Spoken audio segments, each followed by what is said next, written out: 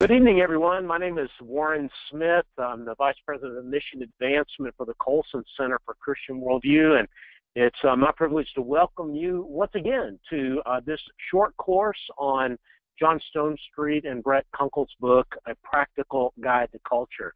A special treat this week, though don't tell Brett I said it this way, we're going to have John Stonestreet for the entire session tonight.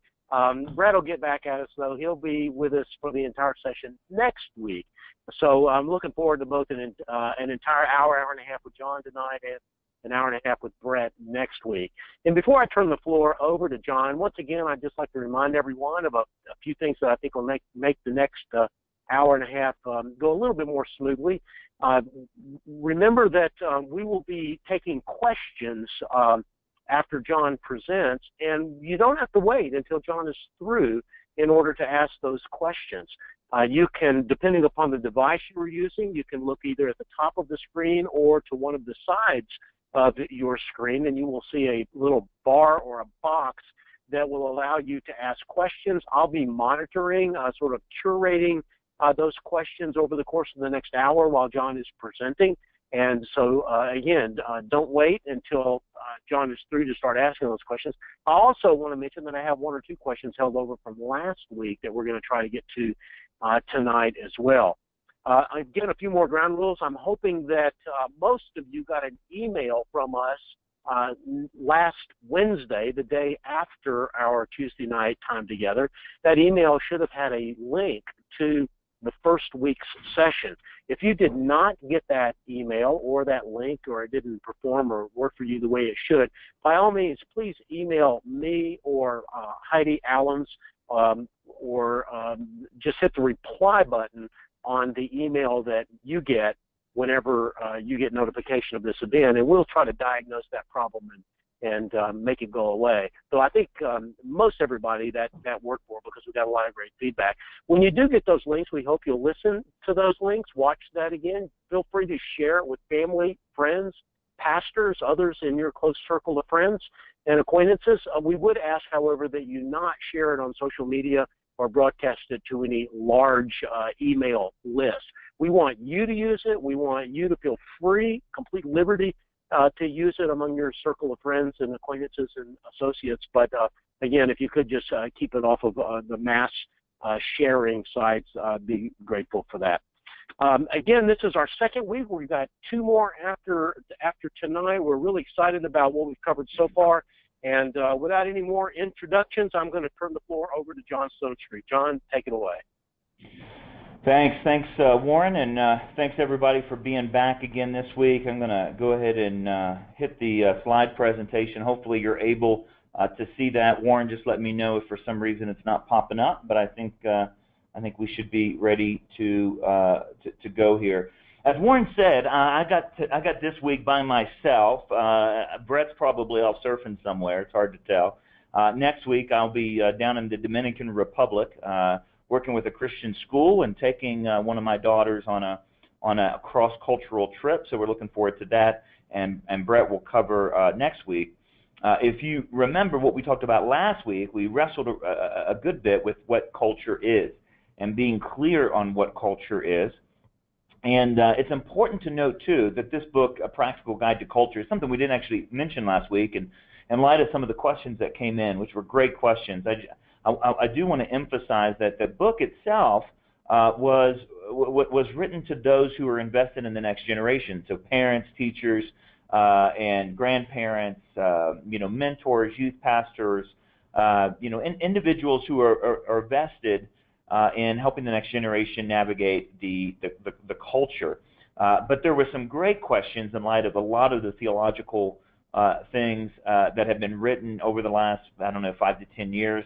About just kind of basic theology of culture, and I'd love to address some of those questions again. We spent a lot of time wrestling through all those works and putting that first part together. Now, in this week, I'm really going to wrestle with part 2 of the book, and we mentioned this last week. In the book, we used the motif of water. as culture. And that old Chinese proverb, if you want to know what water is, don't ask the fish. Culture is to humans like water is to fish. Culture's strength, its strongest power, is in what it portrays to be normal. And I'm going to get into that in just a second. But before I do, though, I do want to just highlight something here. If my hold on a second, for some reason. There it goes. Okay. I want to highlight kind of a model. This is probably part of the conversation that I meant to get to last week and I didn't. And kind of the model that we use in the book in engaging these particular issues in culture. As Christians, we have a number of things we've got to wrestle with. I mean, the most important thing, obviously, is that God has given us His Word, what we might call the text, the Scripture. And what that does for believers is establish an agenda. The agenda that God basically is carrying out in the world, and therefore the agenda that He wants us on. So, kind of a moral framework, a historical framework, the contours of the Christian worldview, and so on. The difficulty, though, as we get into, in this week, part 2, and in next week, part 3, both of these weeks, we have to live out this agenda in a particular context. And I don't know if you noticed, but there's a lot of things in the text of Scripture that we don't deal with in our context, and there's a lot of things in our context that aren't mentioned in Scripture. I don't know any of you very well at all, but I doubt anybody woke up this morning and thought, oh no, the Philistines are outside, what am I going to do? Now, if the Philistines were outside, good news. There's a whole lot of verses in the Bible that deal with Philistine. No, we looked outside, and instead of seeing the Philistines, we saw, something we talked about yesterday on Breakpoint, editing editing DNA of a human embryo for the first time. Some researchers in Oregon just did that with this new technology of CRISPR. We looked outside and heard Kim Jong-un threatening to nuke Guam. We looked outside and saw Justin Bieber starting a church. Those are all stories from this past week. And so the context of our times, and by the way, I've looked throughout the Bible, Justin Bieber does not appear anywhere, including Lamentations. So how do we make sense of this? Our context gives us questions and drives us back into the text. Now, all we're trying to propose here, and this is the approach we took here in Section 2 and in Section 3 that Brett's going to talk about next week, is that there's got to be exegesis both of Scripture and of culture. And last week, in carefully defining culture, we tried to point out ways that sometimes exegesis isn't done in culture, but instead of actually thinking through, here's what's going on, here's why it's going on, here's the impact that it really has, Christians tend to be more reactionary than thoughtful. And this model helps. Now, and let me just be clear, too, just because of the way the diagram is, in no way am I suggesting that the text of Scripture and the context of our culture are an equal playing field here, that they're of equal authority. Only one of these things is inerrant, that's infallible, authoritative, handed down to the church throughout history, and that's the Scripture. But there does need to be a conversation going on between God's Word and God's world, and that's really what we tried to do. Now, if you saw that on the title screen, I called this week the idea of cultural undercurrents, because carrying on with that idea of culture being kind of the water or the ocean in which we find ourselves, there's two parts, and I think we mentioned this last week. The first part is the waves, and Brett's going to talk about those waves next week. Those are the specific issues that are taking place in a culture. You feel them as a parent, as a Christian, as a person, things like the opioid epidemic, or things like pornography, or things like the transgender movement. These are things like you're standing on the side of the ocean and you get hit by a wave. You felt it, you knew it, you weren't expecting it maybe. And we have a whole list of those things that Brett are going to talk about next week. But we've also had that experience of being in the ocean, and Brett talked about this a little bit, and finding ourselves, swimming around and then looking up and being 20, 30 yards down the beach. And now, where did that come from? Those are the undercurrents. And culture is made up of both. That which is obvious, last week I defined it as kind of ideas and institutions and structures and so on and artifacts. There are obvious ones, and then there are less than obvious ones. In fact, C.S. Lewis once said that the most dangerous ideas in a society are not the ones that are being argued, but the ones that are assumed. Let me just say this definitively, because this is why we're going to spend time this week on those undercurrents. Culture is most powerful, not where it's loudest, but where it assumes things to be normal. Culture is most powerful in making a set of ideas or a way of living or a pursuit or a vision of meaning normal. Let me tell you a story about this from a couple years ago. You might remember at the MTV Video Music Awards, I think it was 2012. It was before the Obergefell decision, so I'm pretty sure it was the winner of 2012. Miley Cyrus had a performance with a performer named Robin Thicke that was just over the top. It was vile, it was sexual. The MTV Video Music Awards were kind of known for this, all the way going back to Madonna, riding around on stage in a wedding dress, singing like a virgin. And since then, it's kind of like who can outdo who. Well, Miley Cyrus won that prize. She went so far overboard that there was an eruption across the culture. I mean, people were really upset with it. Even Joan Rivers, not known as a paragon of virtue, said that she went too far. And it was a really noisy event culturally. Just a few months later, at the Grammys, there was another performance by a white rapper named Macklemore. The song that he sang was about homosexual relationships and heterosexual relationships, and the song is called Same Love. And this event was held in California, which had also overturned Prop 8.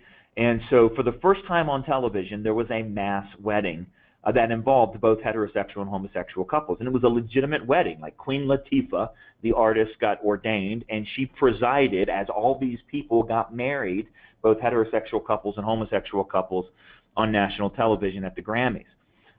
Later on that next week, I was asked to be on a radio program and to talk about it, and the guy that was interviewing me said that as he researched the issue, he was really surprised to find out that it didn't seem to be a big deal in popular culture. He said the only people that I could find that talked about it were like you and Al Mohler and a couple others, but in the larger culture, it was like a thing expected. And I remember hearing that, saying, now wait a minute, which of those two events were more important, culturally speaking?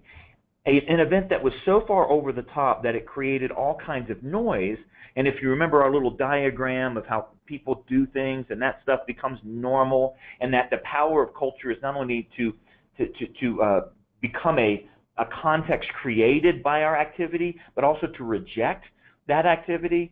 Which of those two events, the Miley Cyrus event, which was largely rejected in culture, or the Macklemore, Queen Latifah first gay wedding on national television event that came off as a thing expected? We did a breakpoint right around that time saying far more important, even though it was far more quiet, was the Queen Latifah Macklemore event than the Miley Cyrus event. All of these things that I'm going to cover tonight fall into that category of undercurrents.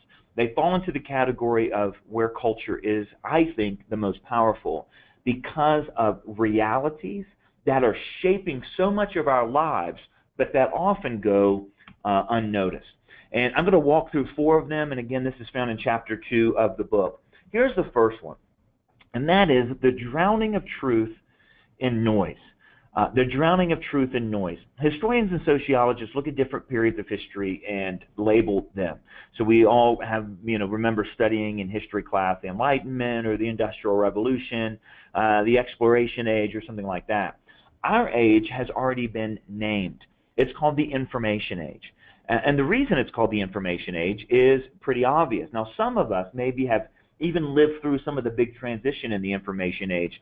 And it really is something when we sit and think about how much things have changed in the course of our lifetime. Most of us remember that when we were young and we asked a question and our parents would tell us, go look it up. And what they meant was in an actual book. But in our culture, look it up means to Google it. And so there's all kinds of things that flow out of living in this culture of information. The first thing is this, is that the greatest threat to truth is not that it's scrutinized and disproven. The greatest threat to truth is that it's trivialized and just lost in all the noise. This is the great challenge for those of us that want to influence the next generation. At the very best, we're one stop on the information bus of the week. So, and they're getting information from every different source. Now, here's a couple things we need to know about information that is part now of the reality. The first thing is the age of information becomes the age of competing ideas. And all the information that we experience comes across to us sometimes as white noise, but it's telling us something about what to believe, about what's true, about what's important, about what's worth living for, about what's worth loving. I mean, information contains, sometimes argues, more often just embodies and presents ideas. And of course, if you've been around the Colson Center or any sort of worldview organization for long, you know that phrase, that ideas have consequences. Ideas matter. Ideas are coming across to us as maybe kind of disembodied concepts in philosophers' heads or on the pages of books, but ideas grow feet.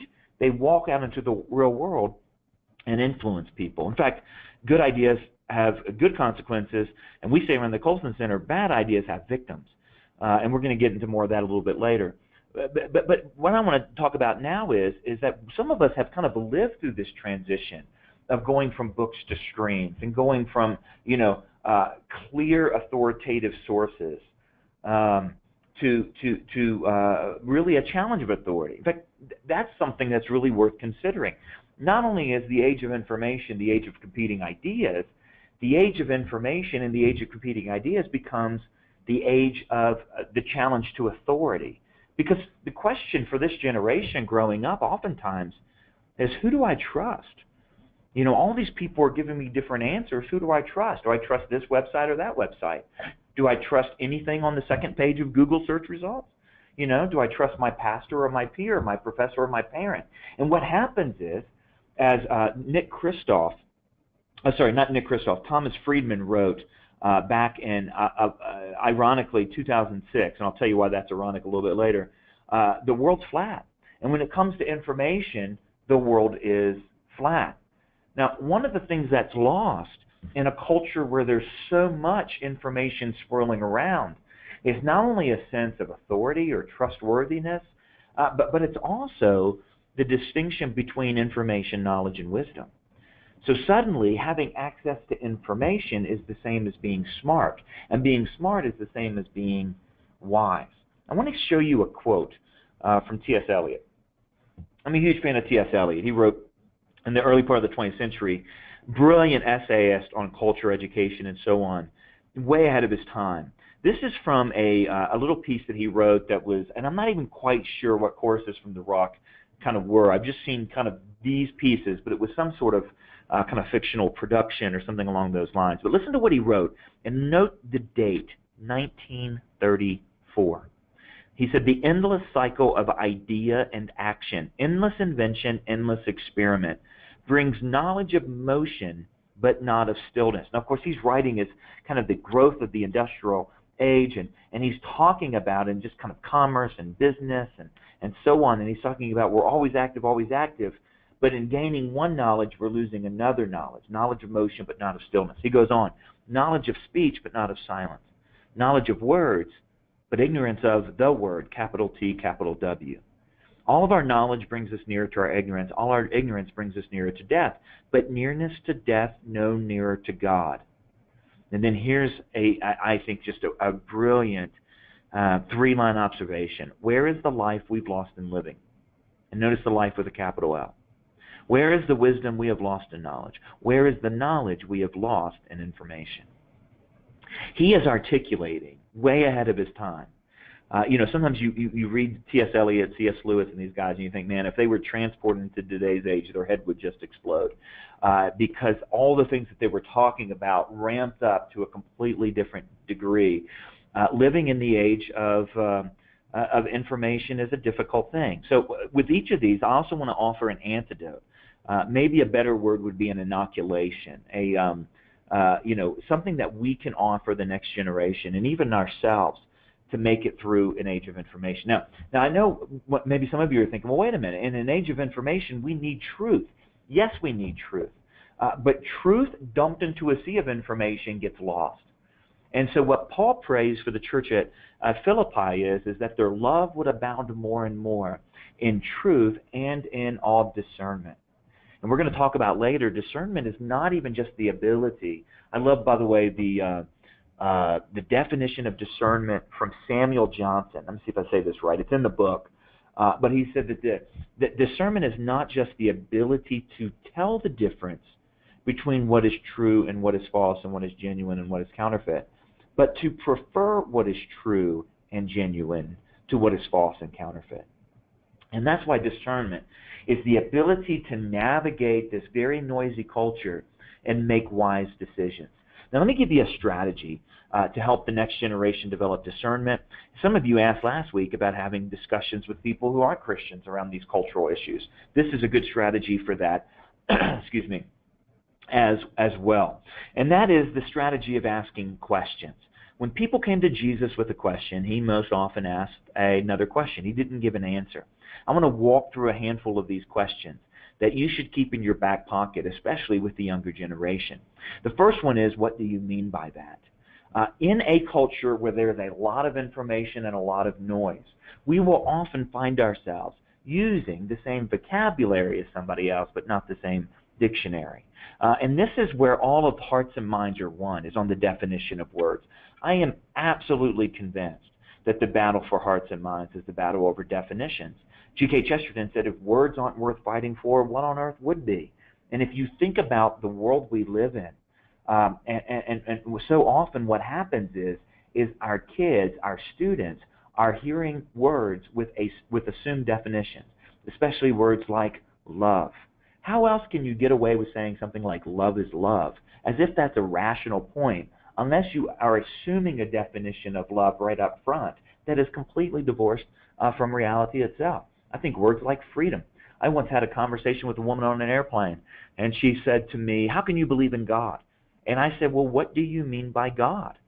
And she said, a grumpy old man with a beard in the sky who can't wait for you to do something wrong so he can strike you with a lightning bolt. And I thought, lady, and I told her, I said, lady, but I don't believe in Zeus. I'm not defending him.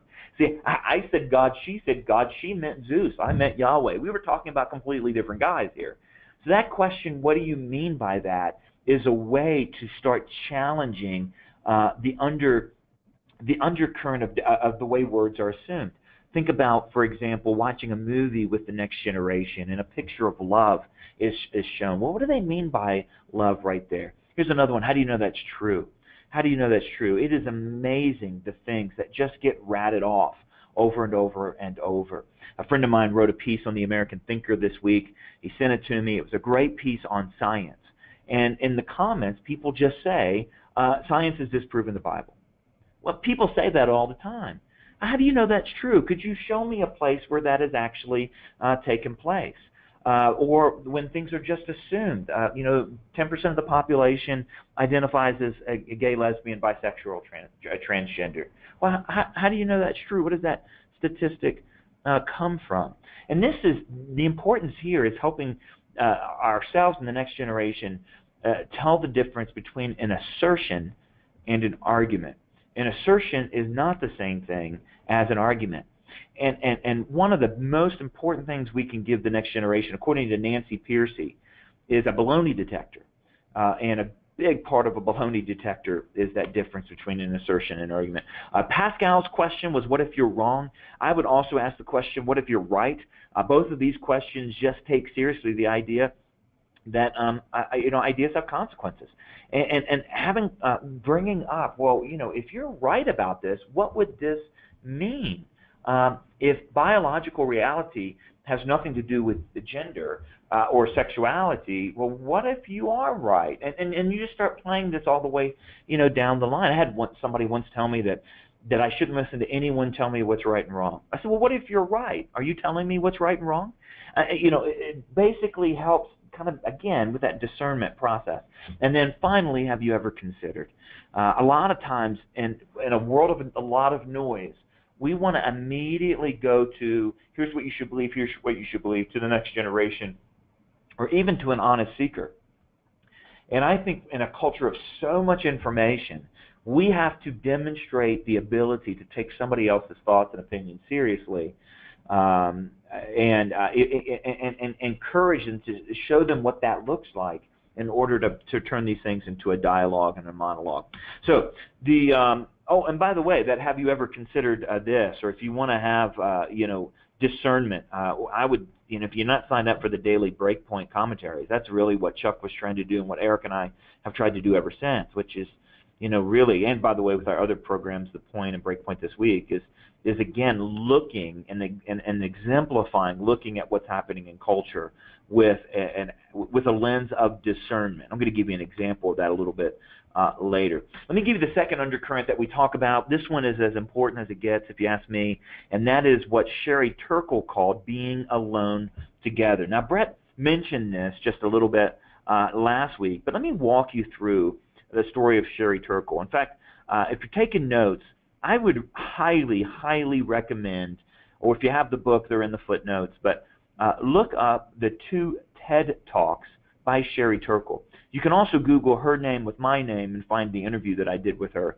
several years ago on this book, Alone Together. Sherry Turkle is a psychologist at MIT, and she has been writing on the power and the effect that technology and ever-encroaching technology has on what it means to be human since the 80s, particularly when it comes to computers and the Internet. Now, I don't know if you guys remember computers back in the 1980s. They were essentially ginormous calculators.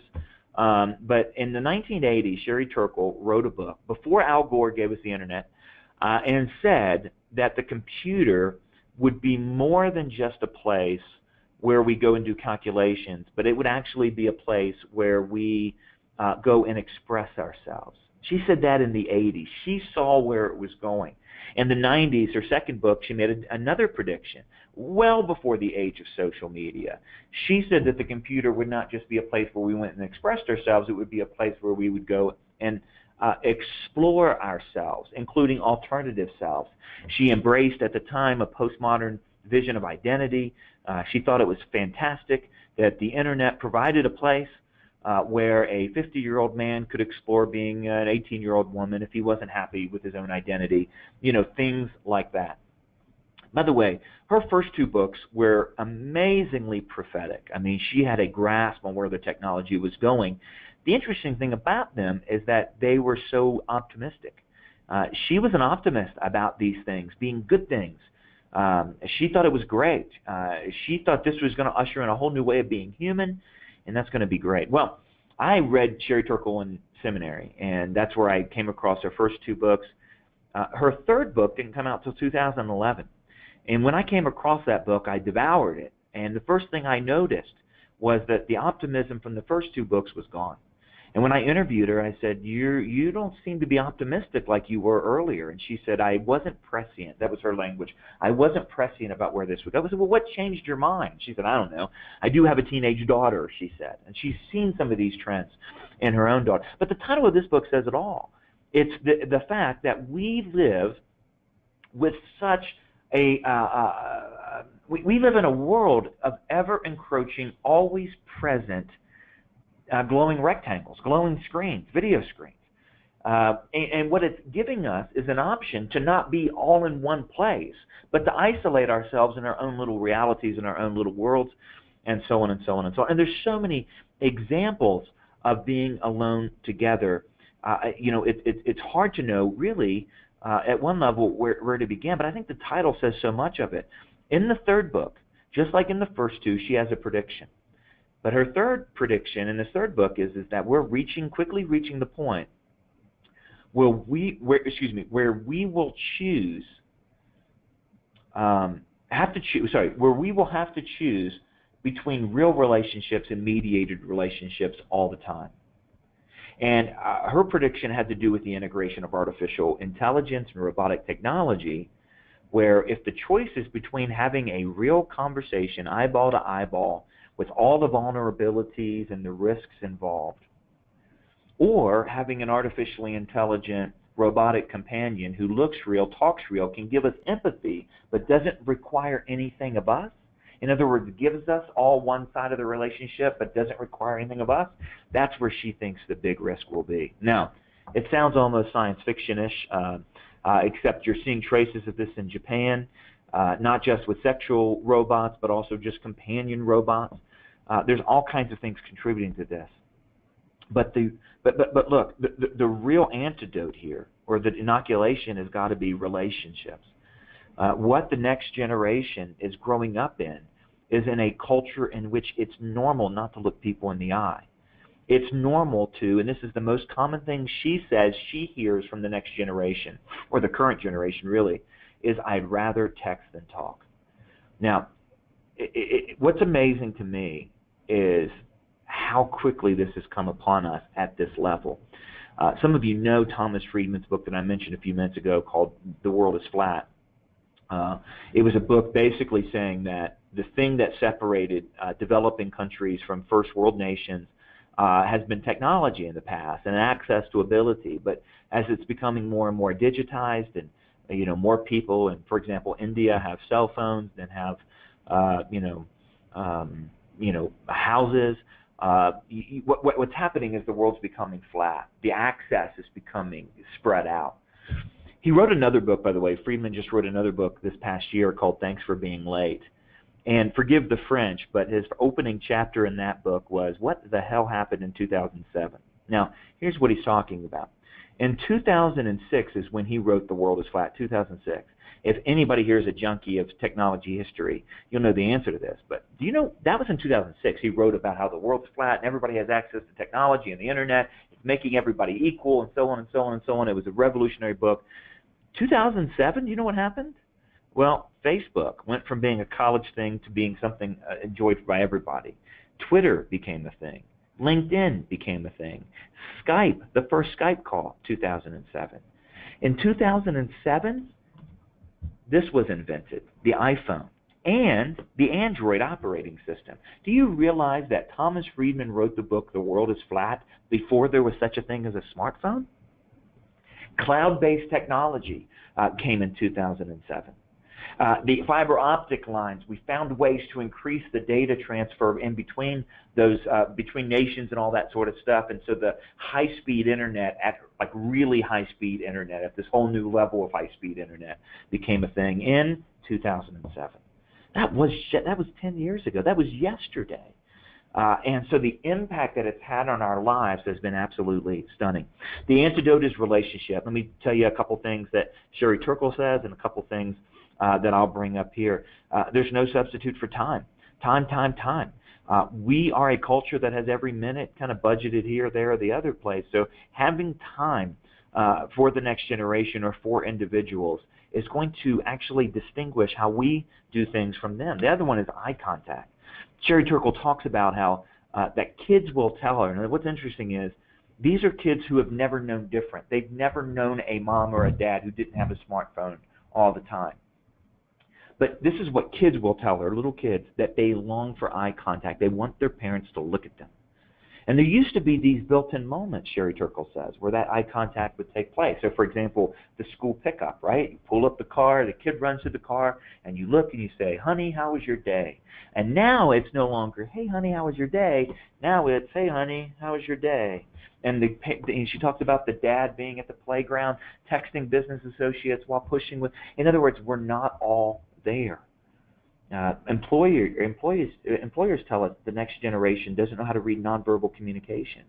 It's just not part of their upbringing. I think also we need to add sacred spaces.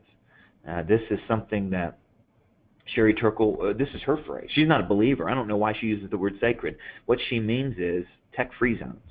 And she identifies a handful of them. First one is the car. Think about how much we are addicted to this stuff, where we will literally take our lives into our hands, texting while driving.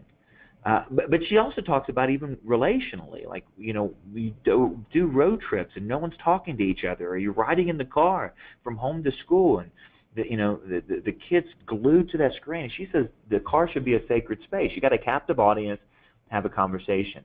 The dinner table is another one, absolutely. And for obvious reasons. Another one is, she says, the bedroom. And, of course, I think it's absolutely crazy. And I'll just say this up one side, down the other. It is insane, in light of some of the things that Brett's going to talk about next week with pornography, to give high schoolers and middle schoolers unfettered, unaccountable access to the internet in the privacy of their bedroom. I mean, it is just insane. And they're not looking for pornography. Pornography is looking for them, and it will find them. And that's one aspect of this. But Turkel also talks about married couples. The amount of intimacy, physical, emotional, mental, lost in the bedroom because both parties are staring at glowing screens. And so the idea of sacred spaces, I think, is really powerful. And then, of course, significant conversations. That's where those questions come back in. A lot of times it's not just living in this kind of chaos of information that's keeping us from really getting into these definitions of words and so on. It's just kind of the noise around us and the screens. So the significant conversations. And, in case I haven't mentioned it already, here's a good tool for significant conversations, Breakpoint. Now, I know most of you probably subscribe to Breakpoint, but I tell you, there's not a more encouraging comment that I hear than when a mom or a dad comes up to me and says, this is what we talk about over the dinner table, is we print out Breakpoint and we talk about it. And it's been some of the great conversations that we've had with our kids. I just had somebody just the other day come up to me and tell me the same thing about the importance that Breakpoint plays and what they talk about in their family. It's just a really encouraging sort of thing, which is exactly what we're after. Okay, let's see. We're at 6:40, so and I want to push through these two things. So yeah, let me pick up the pace maybe just a little bit, and again we'll send you the link with all of these resources and this presentation and so on. The third undercurrent, and this one to me is also extremely important, and that is what we call perpetual adolescence in the book. Ironically, just a few months ago, about the same time the book came out, Senator Ben Sasse from Nebraska published an article in the Wall Street Journal, which was a reflection of his book, his new book that's coming out. But he had an article called Perpetual Adolescence. Our chapter is called Perpetual Adolescence and Castrated Geldings. All we mean by perpetual adolescence is one of the distinctives of our culture that we take as normal is this idea of adolescence. But adolescence is quite recent in the history of the world. You find marriage in every society in which we have record. You find adolescence only yesterday. That's an astonishing thing. In most cultures throughout the history of the world, kids went from being kids to being adults. A lot of time through these periods of transition or kind of a rite of passage. In our culture, you go from being a kid to being an adolescent to being an adult. One of the books that that talked about this early on was a book by a lady named Diane West called The Death of the Grown-Up. And she begins that book with a really profound line. She said there was a time when there were no teenagers. And of course what she means is that there was a time when it wasn't a remarkable thing to be a teenager. I mean, not that there was a time when there was no one teenage, but that being a teenager wasn't a thing. This is a very 20th century sort of thing, late 20th century sort of thing. It's like in the 1940s where two researchers are looking at stages of development and suggesting that there might be this thing called adolescence. And then Diane West blames it on Chubby Checker. Because Chubby Checker was the one who gave teens their own dances. Before that, kids went to the adult dances, dressed like the adults, danced like the adults, and they dressed grown up. Now all of a sudden they have their own dance and their own dress, and the adults are on the outside. Give every family an automobile, and the kids are borrowing the car going somewhere where there are no adults whatsoever. And then, of course, we have this thing called advertisers who realize that you can make a lot of money off adolescents. And then, of course, artists who gave us, adolescent movies and adolescent drama, and suddenly you have this stage of life called adolescence. Now, that's a little bit of the history. The present reality, though, is that adolescence is no longer 13 to 18.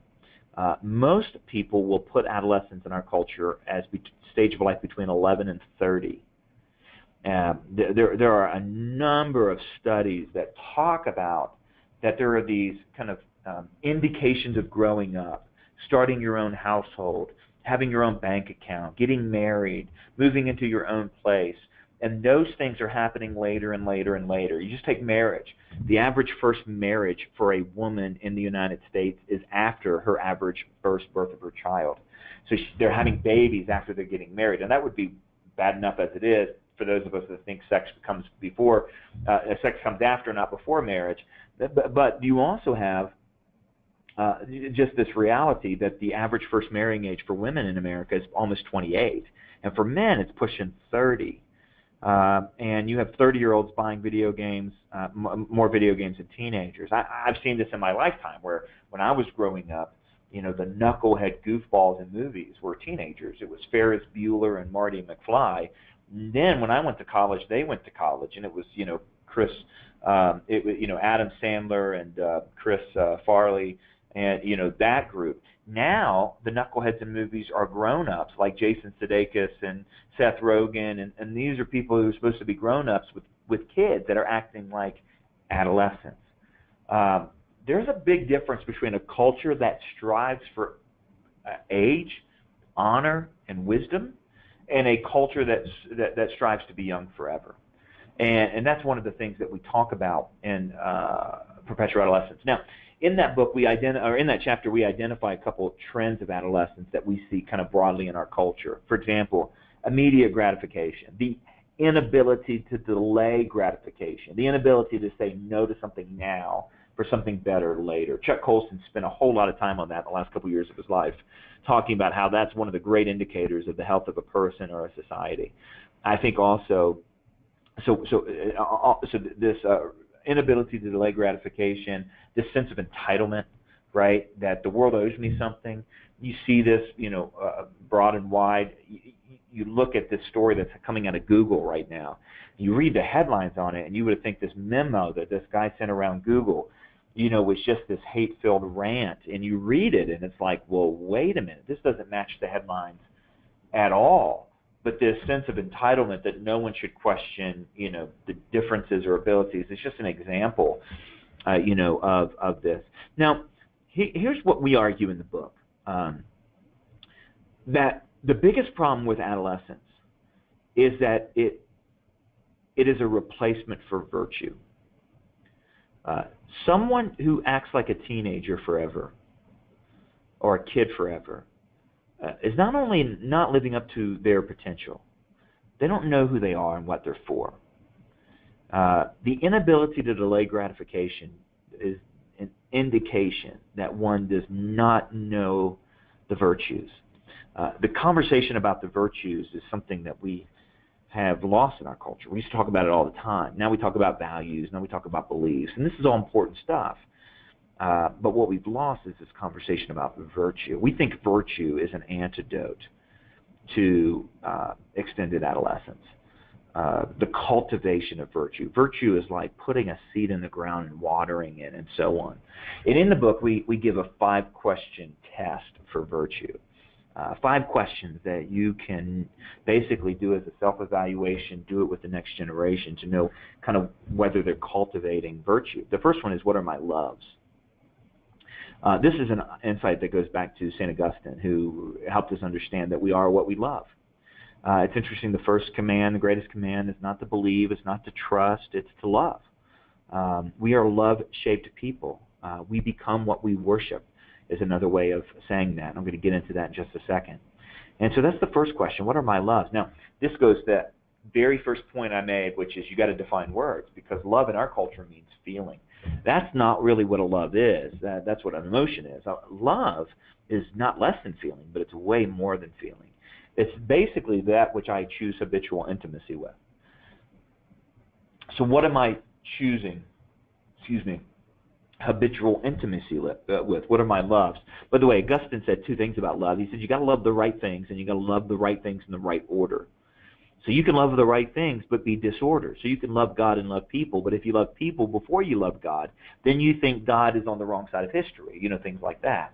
So you've got to love the right things, and then you've got to love them in the right order. It's a great question to ask, what are my loves? Another one, what are my longings? If loves have to do with my intimacies, what I kind of, or passion and desire and things like that, longings are my imagination. What's the world that I imagine for myself? I think imagination is the most powerful thing that God gave us, because it is the thing that allows us to build culture. You don't get the printing press without imagination. But you also don't get pornography without imagination. Imagination is our ability to look at the world and say, this can be here. This is something new, and innovate.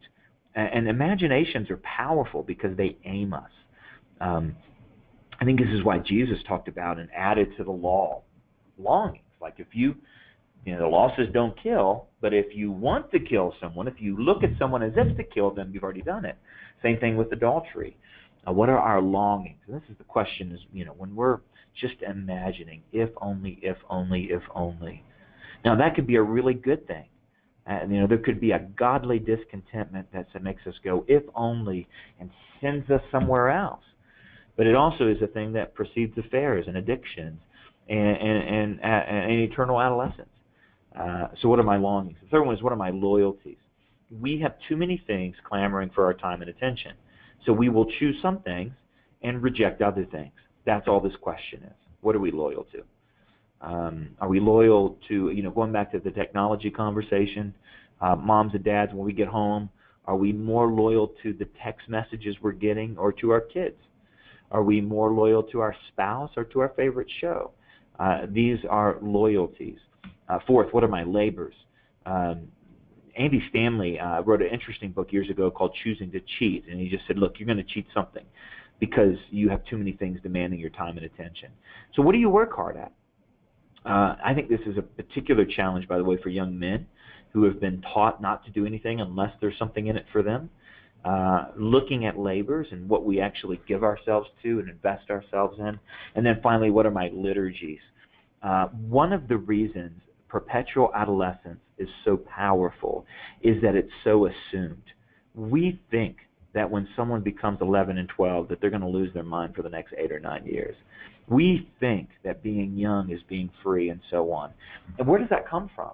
No one ever sits down and makes a logical syllogism and says, let me prove to you the importance of acting like an idiot for 10 years. No, what we do is we just enter a culture in which adolescence is considered normal, and there are these liturgies. And what I mean by liturgy are just rhythms of our culture, right? A liturgy that every time this thing buzzes, I've got to look at it or answer it. Or every time I come home, I've got to turn on the TV. Or every time I get in the car, I've got to turn on the radio. Or the day after Thanksgiving, I've got to go find the cheapest price on a flat screen TV, even if it means, trampling security guards. Or, I deserve this. I owe this to myself, And there are these rhythms in our life that we just do because culture does them. Youth group got into this in churches because, entertainment, there's this rhythm of having to be entertained, and if we're going to speak to the youth, we have to be Christian entertainers. And so these liturgies become basically the habit-forming parts of who we are. Now, here's what I would say. Take these 5 questions, find yourself alone for 45 minutes and ask them. And then find somebody who knows yourself better than you, a spouse, a mentor. And what do you see? What do I love? What do I long for? What am I most loyal to? And ask those questions. And it's a great way to kind of do a self-evaluation and say, well, wait a minute, am I cultivating virtue in my life? Periodically do it with your kids. Are they loving the right things? Are they longing for the right things? Where are their dreams? What are they giving most of their time and energy and talent and investment into? Are these good things or not good things? And how and why and so on. These are kind of insights, I think, into whether the next generation is emerging as adolescents or as virtuous people. All right, just quickly here, I know this has been a lot of stuff, and I'm looking forward to your questions, and I'm going to stop here in just a minute so that we can take those questions. But let me give you the fourth one, and that is identity after Christianity. Let me say, please, if you do nothing else as a result of this, Google this article. Look up the article, Sex After Christianity, by my friend Rod Dreher. Now, you might know Rod Dreher from the Benedict option. I know I have a love-hate relationship with the Benedict option. I'm not endorsing that book as a result of this or anything like that, but Rod's a bright guy. And in 2013, he wrote an article called Sex After Christianity. And really, that's where the idea for the title of this chapter came from and this point. And basically what he was talking about in Sex After Christianity is that after Christianity has lost its influence, what we've seen in the area of sexuality, and this is the key point, is more than just a moral slide. It's very tempting to look at same-sex marriage. A lot of the waves that Brett will be talking about next week and see them as primarily moral issues like same-sex marriage or transgenderism or addiction or pornography or whatever, and to say that the primary thing is happening in our culture has been a moral slide where things that were once considered right are considered wrong, things that were once considered wrong are considered right. No question a moral slide has happened. The question is that a cause or an effect? Is that the root or the fruit? I'm going to argue that it's an effect and a fruit, not a cause and a root. And here's why. As Rod brings out, that what we have seen in the sexual revolution, by the way, we spent a lot of time on that in this book. My other book on same-sex marriage that I wrote in 2013, we also spent even more time specifically on the ideas of the sexual revolution, if you want to look up that one. But living in the wake of the sexual revolution, what's changed is far more than morality. In fact, the moral changes came after what Rod calls a cosmological shift. In other words, it's not just a shift in what we think is right and wrong, it's a shift in what we actually think reality is. And in particular, I think it's especially been an anthropological shift. So not just a shift in how we see reality, it's a shift in what we think the human person is. Who are we? What gives us dignity? What gives us value? And so on. That's the identity question. We live in a culture, and this is really important, where all of these sexual waves and gender identity waves that are hitting us are not moral issues. They're identity issues with moral expressions. From the very beginning a child enters the world right now, they are told from almost every source that the most significant thing about them is their own sexual inclinations and urges and self-identification. Let me give you an example just from this week. By the way, before I get to that, Psalm 135 talks about this connection. When a culture forgets God, they actually forget identity. The idols of the nations are silver and gold made by the hands of men. They have mouths but can't speak, eyes but can't see, ears but can't hear, nor is there breath in their mouth. We know that. We know that idols are deaf and dumb and dead, and why would you worship something that you just created with your own hands? That's not David's final point. His final point is those who make them will be like them, and so we'll trust in them. In other words, we are love-shaped people. We are worship-shaped people. What we love and worship, we'll start seeing ourselves in that image. Here's an example of that. And what I mean an example of that, both in the initial response and as you look a little closer. We thought around our office when we saw this tweet from Royal Dutch Airlines, or KLM. Some of you flew in KLM. We saw this yesterday. I think it came out yesterday. Wait a minute. That was August the 5th. So 3 days ago. We saw it yesterday. We thought it was a joke. We thought somebody had infiltrated their social media because it was so obviously clear that there's something wrong with this picture that, but as far as we can tell, KLM, actually was trying to champion the LGBT cause, the Pride, Amsterdam thing, which I guess is happening right now. It doesn't matter who you click with. Now, look at that. You have, 2 female ends, 2 male ends, and a male and a female end of a seatbelt. It doesn't matter who you click with. Now, some of you are getting this right away, but the fact that an airline would put this up and completely miss the irony here. And the irony, of course, is simply this. It doesn't matter who you click with. Only one of these pairs clicks. The first 2 don't click at all. There's no clicking. You have to have a male and a female to click a seatbelt. And if it doesn't click, it doesn't make a seatbelt. And if it doesn't make a seatbelt, it doesn't keep you safe when you fall from the sky. One of the funniest things that I've done in the last year was to go and look at all the responses to this, because so many people were like, you missed something, right?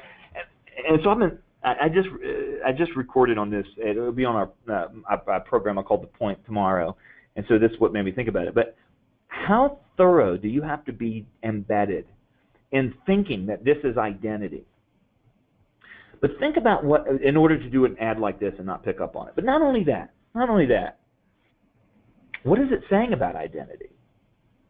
It's saying that identity has nothing to do with physical reality, which, by the way, the idea that clicking is clicking, or seatbelts are seatbelts, or there's really no difference, or that physical reality doesn't get in the way of our ideas. This is the entire sexual revolution. It's not just moral. It's a complete vision of reality in which actual physical realities are irrelevant to things. The entire argument of the LGBT movement is that there actually isn't a connection between biology and reality. N.T. Wright, the theologian, just talked about this, and of all places, the UK Telegraph. No, it wasn't UK Telegraph, it was the Daily. He said, the confusion about gender identity is a modern and now internet-fueled form of ancient philosophy of Gnosticism. The Gnostic one who knows. Remember, Gnosticism was the early heresy which said the physical doesn't matter. What only matters is what I know to be true. It's kind of a secret gnosis, a secret knowledge. And that's exactly the transgender movement.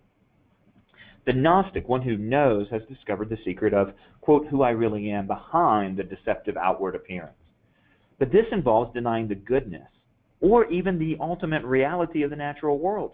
The nature, however, tends to strike back, with the likely victims in this case being vulnerable and impressionable youngsters who, as confused adults, will pay the price for their elders' fashionable fantasies.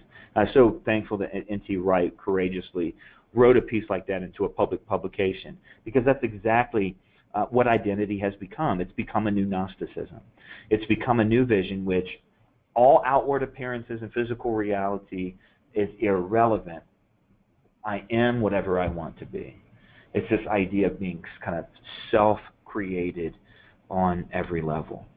Now, of course, the antidote to the identity issue is the Imago Dei. There's far more here than I can get into in the book. Maybe we can get into some specifics when it comes to question and answer time.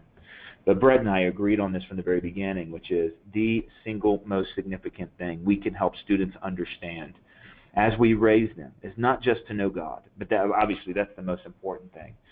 And right behind that is to know them, know who they are, that they are created, not self-determined, that they're not just an inner knowledge, but that God, to be human is to be body and spirit, to be physical and metaphysical, and that to be human is to be this unique integrated whole of both material and non-material.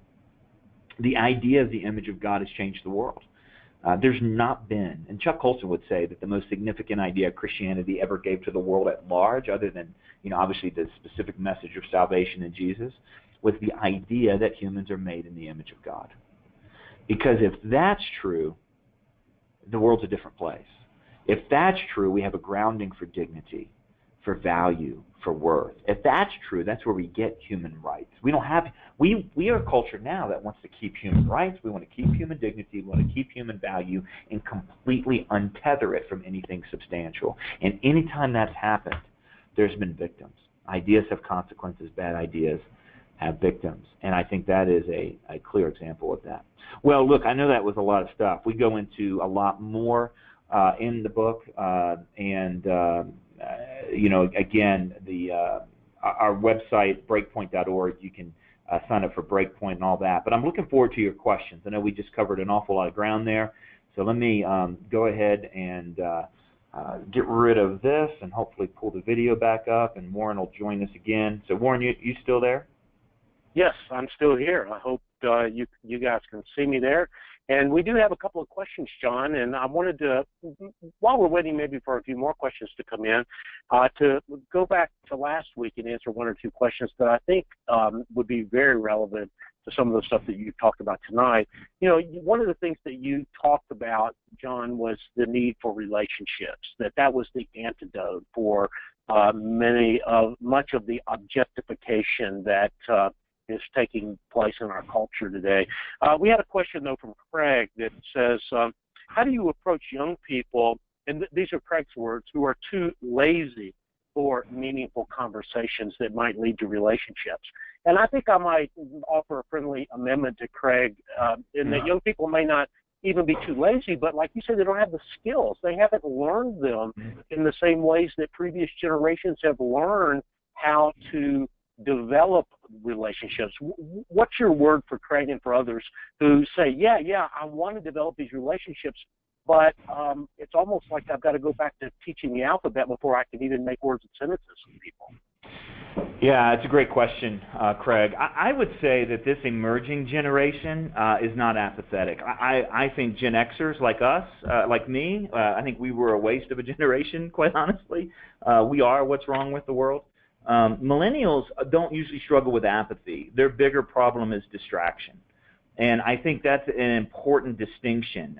This is the generation that's ready to storm, like the Berkeley generation, storm the, administration and, all kinds of things. They're ready to fight and that sort of stuff. But they are being captivated in a narrow story, in a narrow worldview of reality. So what do? I think the question strategy is a great way to do it. Ask questions. Let people tell you their story. If you're not dealing with apathy and you're dealing with distraction, then you can get to the bottom of that distraction and get to that root care, whatever they're kind of building that off of. So I think questions is a great strategy. You and I, Warren, spend a lot of time talking about stories. We say that this is a story generation as if there's a generation that wasn't. Every generation's a story generation because we live in a story, capital S, told by a storyteller, capital S. And Christians have lost the ability to talk about, to tell stories and to make connections. So I think captivating the imagination is a way to get people to care. And that gets to, I think, one of the big concerns, that when you talk about this generation not necessarily being apathetic but being distracted, that in addition, and I am not one of those people who says apologetics is over and done and no one cares about that anymore and you're wasting a lot of breath. I mean, that's crazy. Apologetics still matters. Being able to make the case that something is true. But I also think that in particular in our culture, a powerful apologetic is not just making the case that something is true, but making the case that something is good. And I think that helping this generation know what is good and true and beautiful, and having conversations along those lines about how Christianity is not just true, but it's good, right? It's good. There's a vision here. And I think sometimes you start with the Bible and you build up to what you want. Sometimes you start with what you have and you back it up to the Bible and say, why is marriage? Like, for example, let me tell you why marriage is good, never talking about the Bible, and then back up and say, well, why would that be the case? Now back up to the Bible. And so the ability to go both inductively and deductively, I think, is important. We talk a little bit about that in the book, the questions, the stories, and not just is it true, but is it good? Well, Elizabeth asked a question that's kind of related to that, John. The good, the true, and the beautiful, developing an appreciation for these things and a pursuit of these things. Virtue, which you talked about earlier, it's hard work. And perpetual adolescence is easy. How do you communicate to young people who might naturally, as we all often are tempted to do, take the path of least resistance? How do we communicate to them that it's worth the trouble, that it's worth the effort? Yeah, I mean, obviously we want to start early. I know some of us are dealing with, later situations where we're talking about teenagers that are kind of already entrenched in their ways. But that's the brilliant thing about education. I mean, education historically, before the age of information, when it was just kind of seeing facts, was understood as helping people love the right things. And that's the best educators, are the ones who teach kids to love to read, to love to think, to love to care. And if you can get that far, honestly, what they're caring about, loving, and so on, then you can guide that a lot more easy. I would say, though, as well, that it's also important to see this as an identity issue. Perpetual adolescence isn't just an assault on our caring. It's an assault on our identity, because biblically to be human is to care. That's why a lot of times when I spoke to students, and Brett does this all the time, you have a bunch of kids that if you put them in a Sunday school class and said, we're going to teach you why the Bible is true, their eyes would glaze over and they'd fall asleep. But what we did is we'd go in there first day and pretend to be an atheist and tell them that the Bible wasn't true and give them all these reasons. Now, I used to do it because somebody did it to me and it shook me up. Plus, it lets me use my sin nature for a good cause. And, it's an amazing sort of thing. But I tell you what, I've never had a group of students fail to completely engage when you make, when you start challenging these things that are true to them. And so sometimes strategies like that, the devil's advocate and so on, can be a really helpful way to get them to care as well. Lastly, I'll just say you got to walk with them. You can't send them into the world where everything tells them that it's not only okay, it's preferable to be an eternal adolescent. You got to walk with them in a relational way through the world and start pointing out the things that are worth marveling at and caring about and wowing about, and almost kind of force their attention.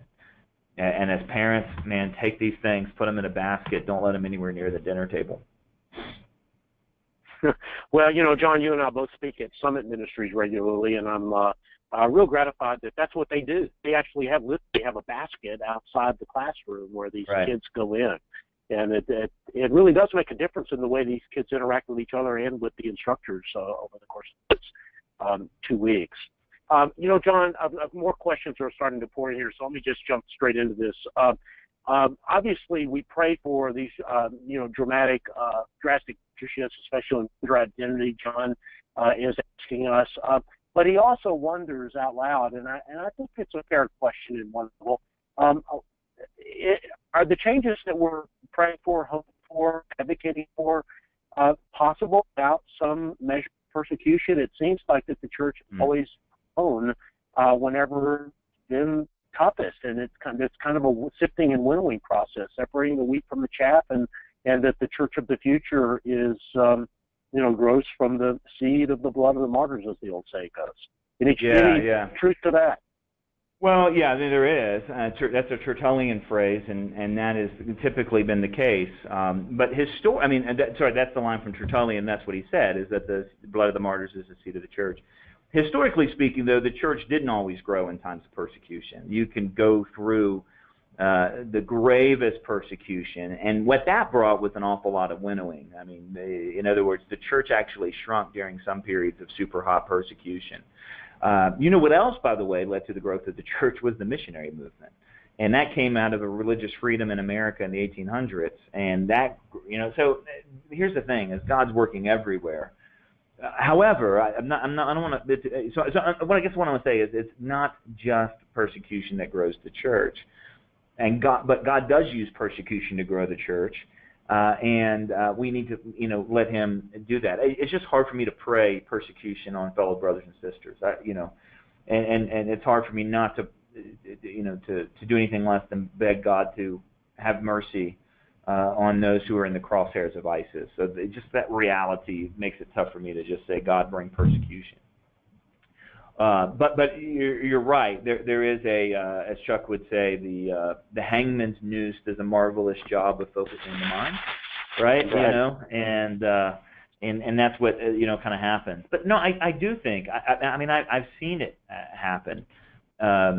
With the younger generation, not on a mass level, but this one and that one and that one. You and I both, you just mentioned Summit Ministries. I've seen a number of lives absolutely transformed by the fact that somebody was willing to look them in the eye for 2 straight weeks and take their questions seriously and challenge their deepest beliefs.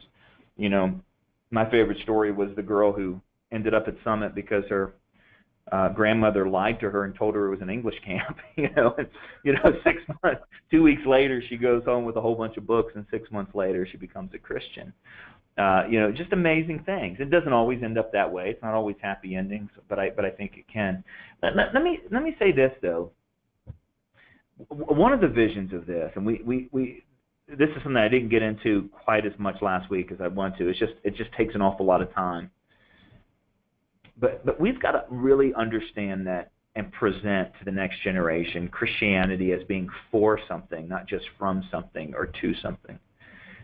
This is, I think, the battle of prepositions. We know it's from sin and death. We're saved from sin and death. We know salvation is to heaven, to eternal life. But what is it for now? John, Matt Hurd, our mutual friend, talks about the part A and part B of the gospel from John chapter 20. Part A is that all these things have been written so that you would believe that Jesus is Christ, the Son of God. That's part A. Part B is that, and by believing you might have life. That word life is my daughter's middle name, Zoe. that is a Greek word that is not chronos. It's not chronological. It's essence. It's qualitative. And it's not eternal in the sense that it starts when you die. It's eternal in the sense that it starts today and never ends. This is a part of the gospel. We talk about it around the Colson Center, the gospel as rehumanization. This is part of the gospel that we have missed. And the younger generation, it's like what Dorothy Sayers says. If we talk about Christianity as if it only has to do with 10% of our lives and is not applicable at all to 90% of our lives, what thinking person is interested in a philosophy that has nothing to do with 90% of their life? And that's one of the reasons we think at the Colson Center and Brad and what we did in this book is that Christianity takes the world head on. It doesn't hide from it. It takes the world absolutely head on. Well, since you mentioned 90-10, Randall asked an interesting question, a little bit beyond the scope of our conversation today, but I'm going to go ahead and let you take a swing at the bat anyway, John, with this question. He observes that, our kids are spending a whole lot of time in the public school system. They're spending all of us are influenced increasingly by government policy.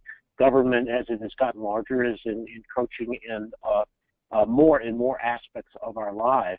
And so what can we do to either impact positively government policy and government-run schools, or insulate ourselves from the negative effects if we can't insulate or if we can't affect positive change there? Yeah, no, there's no question about it. I mean, if we think that the only problem we have with government is who's in the White House or which party is in charge, we're missing the incredible reach that government has into each and every part of our lives. We're missing the incredible reach that the federal government has in state level and communities, and in particular in areas where they have no business. Now, on a theological level, was it Randall? Is that who you said the name was? On a theological level, Randall, I would say go back and read Abraham Kuyper, because Kuyper had this vision of sphere sovereignty.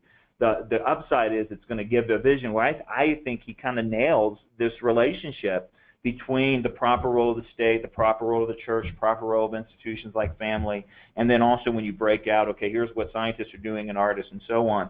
And it's a pretty thorough vision. Now, you can even just check out Richard Mouw's little short introduction to Abraham Kuyper for that. That's all really great stuff. The downside is when you read that, you'll go, oh, man, there's no possible way to get there from here, right? So what do we do?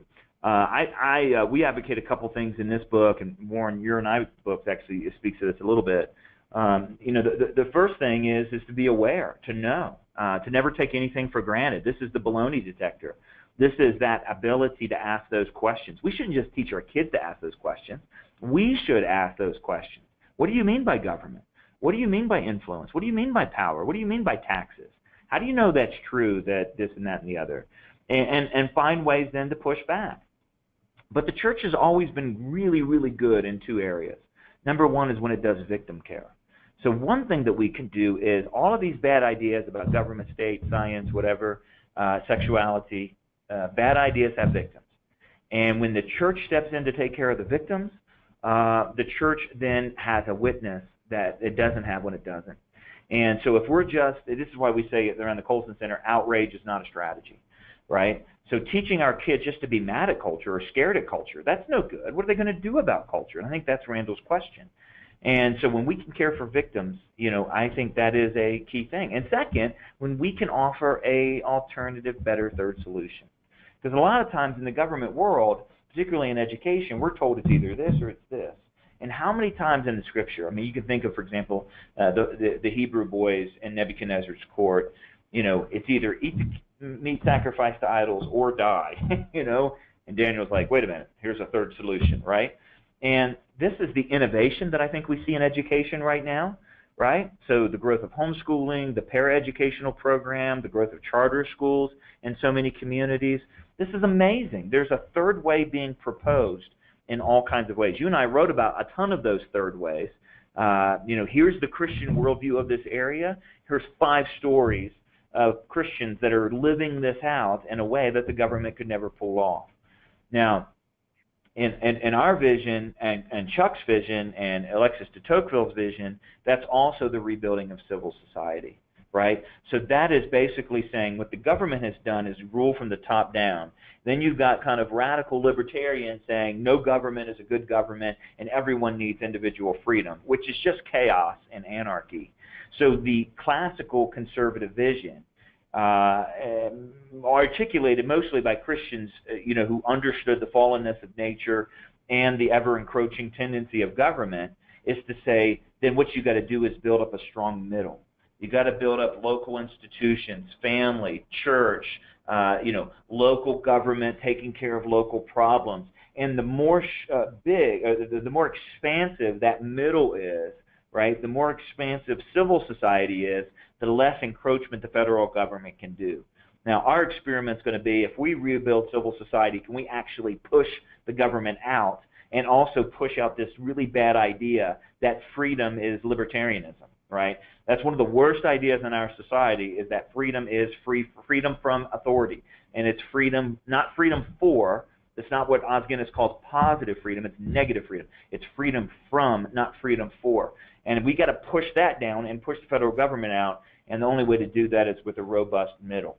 It's a long journey, right? I mean, this isn't going to happen tomorrow or next year.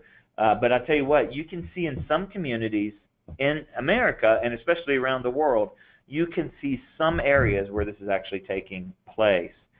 And it reflects the good that is cultural engagement, that is Christian building, not just yelling at culture, but building culture, and it reflects the truth of those institutions that have very specific roles as ordained by God that the government now has encroached upon, and we've got to change that.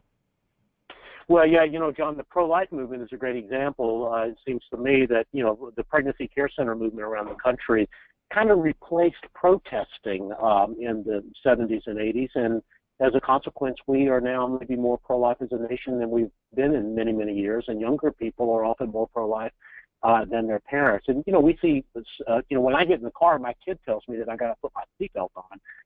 If we really look around, we can see evidence of massive social change that has taken place even in our very lifetimes. Yeah, that's right. I think that's a great point. I mean, I think especially when you are tempted to go along with this myth of historical inevitability. I mean, to see that, look, okay, well, I can't, re-elect Supreme Court justices and re-argue Roe v. Wade tomorrow, but what I can do is I can build a facility and start reaching out to women who are trapped in unplanned pregnancies and help them see children as a blessing and not as a trap. We can do that, and that's almost, when it comes to culture, we spend so much time talking about what we can't do. Well, let's just do what we can do, right? Yeah. I love this story. I tell it all the time from Narnia, the silver chair, when in the silver chair, when Jill Pole. That's how this started last week. If I told this last week, you can correct me, but I don't remember telling it. No, I don't think so. I've heard you tell it before, but I don't think you told it last week. Yeah, so Jill Pole and Eustace are getting blown to Narnia. They're on mission for Aslan, but they don't know this yet. Jill thinks Eustace has fallen over the cliff and died, and she's crying, and Aslan's about to set her straight. But she's crying, and I love what Lewis says. He says, crying is fine while it lasts, but you got to stop sometime, and you still got to figure out what to do next. And I feel like that's exactly where we're at when it comes to culture. It's like, screaming and being mad and so on. It's all good. You got to stop sometime. And what are you going to do next? Let's do what we can do. John, I'm going to pivot real hard with this question from Rob because I do think it is a real interesting one, even though it's a little different than what we talked about before.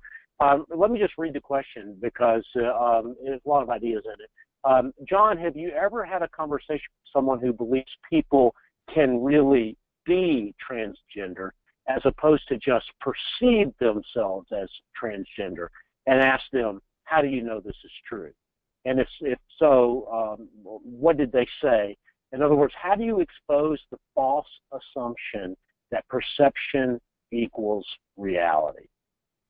Well, I mean, I think there's all kinds of strategies, and I've had this conversation with many people who, endorse this idea.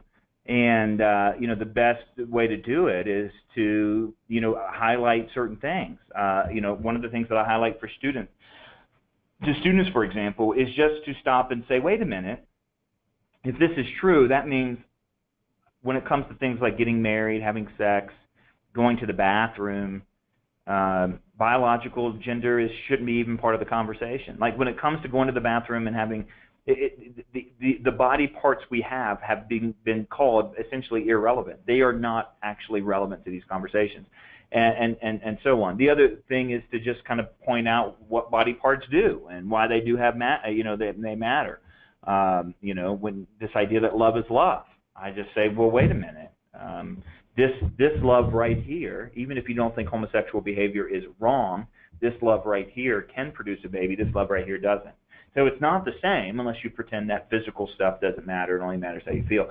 You got to get into those conversations. These take a while. The transgender conversation, it's also saying, well, wait a minute. If my perception is reality, what about those individuals who perceive themselves to be disabled? And there's a whole community of people who either perceive themselves to be animals and they tattoo themselves and rearrange, plastic surgeries and so on in order to look like a cat or a bat or a wolf or something like that. Is that okay? Is that not okay? Why? Are they a wolf? Are they a cat? Is that where they really are? Or even more, those that call themselves transdisabled. They don't want to be. They actually see themselves as having a disability. They see themselves as having an amputated leg, and so they actually ask the doctor to amputate a fully functioning leg. Now, most hospitals won't do that, because hospitals do not amputate fully functioning legs. But most hospitals would amputate fully functioning ovaries for a man, for a woman who wants to be a man. Why is that the case? What's the difference between a leg and an ovary, right? Or a uterus? What's the difference? So these are the sorts of inconsistencies you can point out. But don't get me wrong. I mean, look, this is one of the things about culture. When I'm trying to make a case for is what we call prudential arguments, right? Being able to argue what we might call natural law. That comes from Romans 1. But let's also be clear, humans are really good at denying reality. I mean, really good at denying reality. So there's a level at which it works, and there's a level at which it doesn't. Yeah. Tom, we're to the end of our time, but we did have a question for Gary, and I don't put you on the spot here, but we had some really great slides tonight, and Gary would like to take a look at them. Will you be making your slides available? Can we send those out in the emails that we're sending or not? Oh yeah, absolutely. And I think when this records, you'll get to see those. But we'll, if we want to send them out by PDF, I can't send them out by Keynote because they're too big. But PDF shrinks them down, and you can certainly see them. That's great. Well, John, as I said, we're getting towards the end of the time. It's getting close to 9:30 here on the East Coast. What I'd like to do, if you don't mind, is to just wrap up with a couple of housekeeping items and then give you maybe a last word and let you close us in a word of prayer. So let me just say to everyone, thanks so much for your questions tonight. Thanks for your participation. Again, you'll be getting an email from us within the next day that will have a recording of tonight's session. We'll try to figure out a way to get these slides to you as well, so that you'll have those in your repertoire if you want to review them yourself, or if you want to use them with folks in your sphere of influence. Again, let me remind you and ask you to share these with your friends, your colleagues, your family, your pastor, the small group in your church, those in your personal circle of friends and acquaintances. But please, if you don't mind, keep them off of mass distribution platforms such as Facebook, YouTube, and so on. And we'll reconvene this time next week, 8 o'clock in the East, next Tuesday night.